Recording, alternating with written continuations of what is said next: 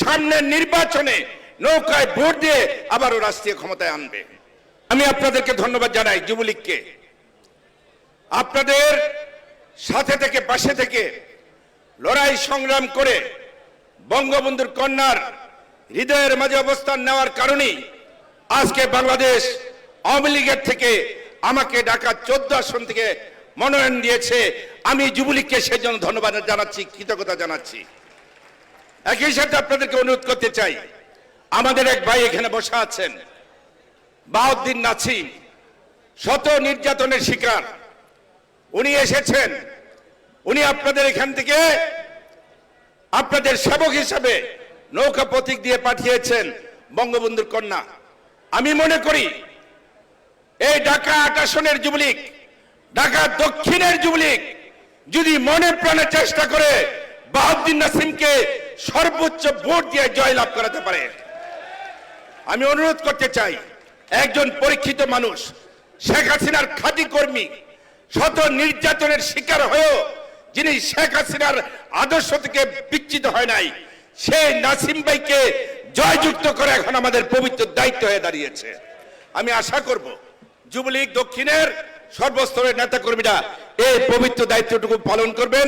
সর্বশেষ একটাই কথা, ওরা যতদিন এই বাংলাদেশের মানুষকে নিয়ে ছিনিমিনি খেলবে, এই সন্ত্রাসী দল, জঙ্গি দল, বিচ্ছিন্নতাবাদী দল বিএনপি, কারণ তারা এখন রাজপথে নেই, তারা পৃথিবীর বিভিন্ন সংগঠন আছে যারা অন্ধকার জগতে থেকে হঠাৎ করে একটি বোমা হামলা করে কিংবা গ্রেনেড হামলা করে তারা সেটা জানান দেয় যে তারা সেই সন্ত্রাসী সংগঠন।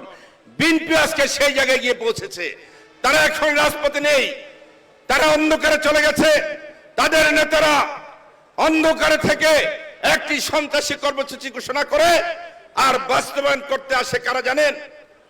ওই 71-এর খুনিরা, 75-এর খুনিরা, 2004 সালে 21 আগস্টের গ্রেনেড হামলাকারীরা, 2005 সালের 17 আগস্ট যারা সারা বাংলাদেশে সিরিজ বোমা হামলা করেছে, সেই সন্ত্রাসীদেরকে পয়সা দিয়ে থামানো বাচ্ছে, বাড়িতে আগুন দিয়ে মানুষ হত্যা করে চলছে। অতএব কারণে বাংলাদেশের মানুষ মনে করে, বাংলাদেশের জনগণ মনে করে, বাংলাদেশের যুব সমাজ মনে করে বিএনপি একটি জঙ্গি সংগঠন। এই সংগঠনটি এখন সময়ের দাবি এসেছে তাদেরকে রাজনৈতিকভাবে নিষিদ্ধ করা এবং তাদেরকে প্রতিহত করা। আপনারা সবাই ভালো থাকবেন, সবাই সবার জন্য দোয়া করবেন। সকলকে ধন্যবাদ। খোদা হাফেজ। জয় বাংলা, জয় বঙ্গবন্ধু। বাংলাদেশ দীর্ঘজীবী হোক।